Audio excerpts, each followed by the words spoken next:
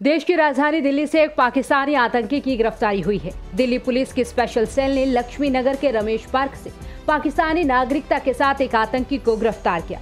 बताया जा रहा है कि यह आतंकी भारतीय नागरिक की फर्जी आईडी के साथ रह रहा था।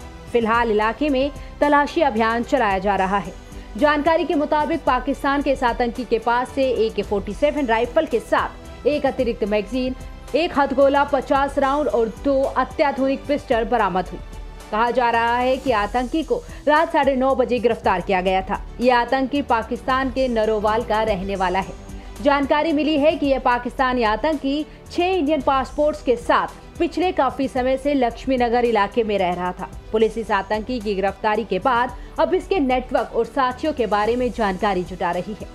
बता दें कि भारतीय खुफिया एजेंसियों को यह जानकारी मिली थी कि देश में त्योहारों के मौके पर पाकिस्तान की खुफिया एजेंसी ISI बड़ा हमला करा सकती है। इसके मद्देनजर रविवार को राजधानी दिल्ली की सुरक्षा बढ़ा दी गई। दिल्ली पुलिस होटल्स और गेस्ट हाउस पर नजर रख रही है। किराएदारों के वेरिफिकेशन पर भी जोर दिया जा रहा है।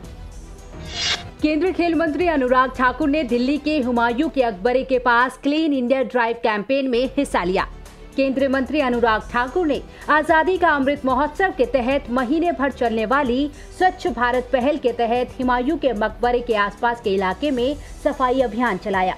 इस दौरान अनुराग ठाकुर ने कहा कि अगर कोई जागरूक होकर कूड़ेदान में कूड़ा फेंकता है तो शायद भविष्य में इस तरह के सफाई अभियान चलाने की जरूरत नहीं पड़ेगी। वहीं केंद्रीय मंत्री ने इस मौके पर जम्मू कश्मीर में लोगों की हत्या और आतंकवाद पर अपनी प्रतिक्रिया दी। उन्होंने कहा, जम्मू कश्मीर के लोगों को समाज में विभाजन करने वाली कोशिशों में नहीं फंसाया जाएगा। वो मिलकर जम्मू कश्मीर को आगे ले जाना चाहते हैं। जम्मू कश्मीर ने वर्षों से आतंकवाद देखा है और इससे छुटकारा पाना चाहते हैं। जम्मू कश्मीर के लोग आतंकवाद और आतंकवादी के खिलाफ हैं। जम्मू कश्मीर का जो विकास लगातार पिछले 2 वर्षों में देखने को मिला कि किस तरह से गति बढ़ी, पर्यटक बढ़े, वो शायद आतंक फैलाने वालों को पसंद नहीं आया। इसलिए इस तरह की कायराना हमले भी करते हैं। नागरिकों को पकड़ के उनके ऊपर भी हमले किए गए।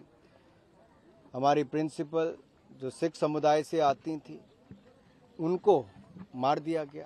हिंदू समुदाय से जो आते थे उनको गोली से मार दिया गया।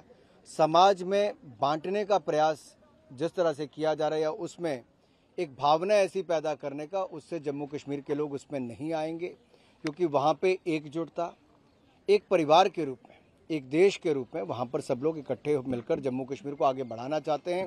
क्योंकि जम्मू कश्मीर ने वर्षों तक आतंकवाद का साया देखा है, उससे मुक्ति पाना चाहते हैं। और जम्मू कश्मीर के लोग आतंकवाद के खिलाफ है और आतंकवादियों के खिलाफ है। सरकार हर कदम उठा रही है, गिरफ्तारी भी की गई है, कड़ी कार्रवाई भी की जाएगी और आतंकवादियों के खिलाफ जो मुहिम थी उसको पहले से भी ज्यादा तेजी के साथ। आपको बता दें कि कल पुंछ में आतंकवाद विरोधी अभियान में JCO और भारतीय सेना के जवान शहीद हो गए। उनकी शहादत को याद करते हुए केंद्रीय मंत्री अनुराग ठाकुर ने उन्हें श्रद्धांजलि दी। दिल्ली में बिजली की उपलब्धता को लेकर केंद्रीय विद्युत मंत्रालय ने NTPC और दामोदर वैली कॉर्पोरेशन को नोटिस जारी कर बड़ा निर्देश दिया है। मंत्रालय की तरफ से जारी नोटिस में कहा गया है कि दिल्ली को जरूरत के मुताबिक बिजली मुहैया करवाई जाए। केंद्र सरकार की तरफ से इस आदेश के बाद दिल्ली की वितरण कंपनियों को उनकी मांग और आवश्यकता के मुताबिक बिजली मिलेगी। इसके अलावा केंद्र सरकार ने राज्यों की सरकार से कहा है कि अगर उनके पास सरप्लस बिजली है तो इसकी जानकारी दें। केंद्र की कोशिश है कि बिजली संकट के बीच सरप्लस बिजली को दूसरे या जरूरतमंद राज्यों को दिया जाए। ऊर्जा मंत्रालय ने दिल्ली के मुख्यमंत्री अरविंद केजरीवाल के उस आरोप पर भी पलटवार किया है जिसमें उन्होंने कहा था कि पूरे देश में बिजली की स्थिति बेहद नाजुक है। वहीं उनके कैबिनेट सहयोगी सत्येंद्र जैन ने दावा किया था कि दिल्ली सरकार को महंगी गैस आधारित और उच्च बाजार दर पर बिजली की खरीद करनी पड़ती है। उन्होंने कहा कि NTPC ने शहर में बिजली की आपूर्ति आधी कर दी है। ऊर्जा मंत्रालय की तरफ से पिछले 2 हफ्तों का आंकड़ा जारी कर बताया गया है कि दिल्ली को उसकी मांग के हिसाब से रोजाना बिजली मुहैया करवाई गई। इसके अलावा केंद्र ने राज्यों को ये भी कहा है कि उनके पास जो गैर आवंटित बिजली है उसे पहले अपने राज्य के उपभोक्ताओं को दें।